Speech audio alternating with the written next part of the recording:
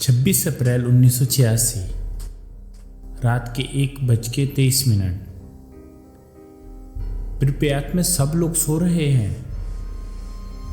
कोई नहीं जानता अगले 60 सेकंड में दुनिया बदल जाएगी। पावर प्लांट नंबर 4 का रिएक्टर फटने वाला है। आज की वीडियो में हम बात करेंगे चेरनोबिल न्यूक्लियर पावर प्लांट की और उस रात की जब हिस्ट्री का सबसे बड़ा न्यूक्लियर डिजास्टर हुआ और कुछ ही घंटों में कैसे सब कुछ बदल गया। चेरनोबिल यूक्रेन में है, जो उस टाइम सोवियत यूनियन का हिस्सा था। प्लांट के पास ही एक सिटी बनाई गई थी। ये सिटी स्पेशली प्लांट वर्कर और उनकी फैमिलीज के लिए प्लान्ड थी। Modern apartment, parks, school, cinema और सब कुछ। इस सिटी को प्रिप्यात का नाम दिया गया था। प्रिप्यात को फ्यूचर सिटी माना जाता था, लेकिन किसी को अंदाजा नहीं था कि ये सिटी कुछ घंटों में गूस टाउन बनने वाली है। चेरनोबिल प्लांट में मल्टीपल रिएक्टर थे और एक्सीडेंट रिएक्टर नंबर 4 में हुआ। ये रिएक्टर टाइप था RBM के रिएक्टर, जो सोवियत डिजाइन था। अब सिंपल लैंग्वेज में समझो, रिएक्टर का काम होता है न्यूक्लियर रिएक्शन से हीट जनरेट करना, फिर उस हीट से स्टीम बनती है और स्टीम टरबाइन चलाकर इलेक्ट्रिसिटी बनाती है। लेकिन न्यूक्लियर पावर में एक चीज सबसे इंपॉर्टेंट होती है, कंट्रोल। अगर कंट्रोल छूट गया तो रिएक्शन डेंजरस लेवल तक जा सकता है। 26 अप्रैल 1986 टाइम अराउंड रात 1:23। उस रात रिएक्टर पर एक टेस्ट हो रहा था, जिसका पर्पस ये चेक करना कि पावर फेलियर के केस में टर्बाइन्स कुछ टाइम के लिए इलेक्ट्रिसिटी दे सकती हैं या नहीं। लेकिन प्रॉब्लम ये थी कि टेस्ट के लिए रिएक्टर को अनस्टेबल कंडीशन में ले जाया गया। ऑपरेटर्स ने मल्टीपल सेफ्टी सिस्टम डिसेबल किए और पावर लेवल डेंजरसली लो हो गया। फिर रिएक्शन सडनली स्पाइक करता है और 1 सेकंड में बूम, एक नहीं 2 एक्सप्लोजन होते हैं। रिएक्टर का टॉप लिटरली उड़ जाता है और न्यूक्लियर कोर ओपन एयर में एक्सपोज हो जाता है। इसका मतलब रेडिएशन अब डायरेक्टली एटमॉस्फेयर में जा रही थी।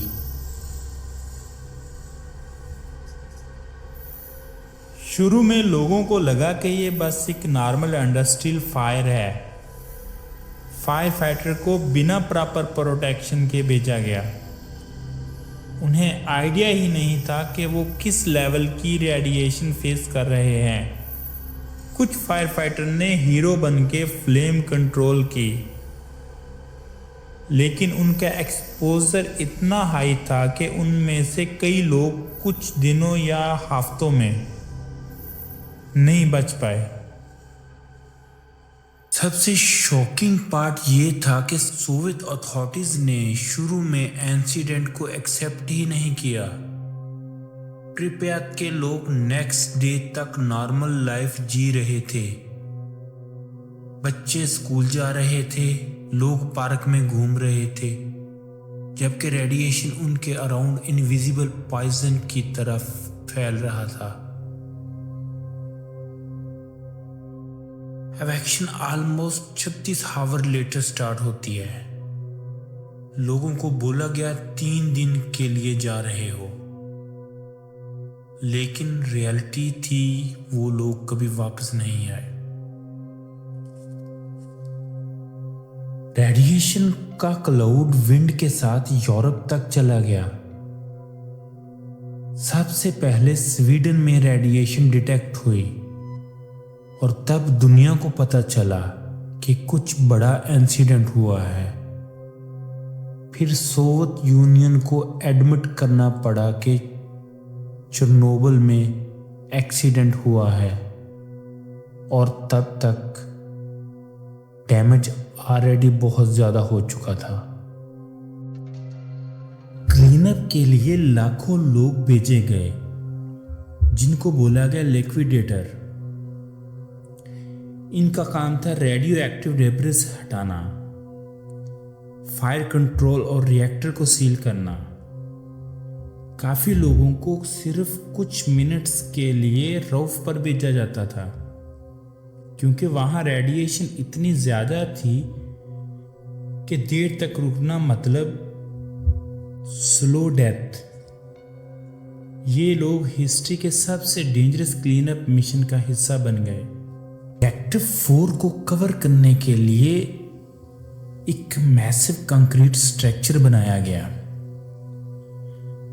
जिसे कहा गया सार्कोफोगस, लेकिन वो काफी नहीं था। इसलिए बाद में एक और भी बड़ा शील्ड बनाया गया जिसे न्यू सेफ कन्फाइनमेंट का नाम दिया गया ताकि रेडिएशन कंट्रोल में रहे। और आज भी चेरनोबिल के आसपास का एक एरिया है जिसे एक्सक्लूजन जोन कहते हैं, जहां इंसानों को रहना मना है। लेकिन सबसे हैरानी की बात है, नेचर वहां वापस आ गया है। जंगल उग गए हैं, जानवर लौट आए हैं और जिंदगी वापस आ रही है उस जगह पर जहां इंसान रह नहीं सकते थे। चेरनोबिल सिर्फ एक एक्सीडेंट नहीं था, ये एक वार्निंग थी कि टेक्नोलॉजी पावरफुल है, लेकिन अगर सिस्टम और डिसीजन गलत हो जाएं तो कॉन्सिक्वेंसेस अनइमेजिबल होते हैं। आज भी चेरनोबिल की कहानी हमें याद दिलाती है कि सेफ्टी, ऑनेस्टी और रिस्पॉन्सिबिलिटी किसी भी सिस्टम के फाउंडेशन का हिस्सा होती है।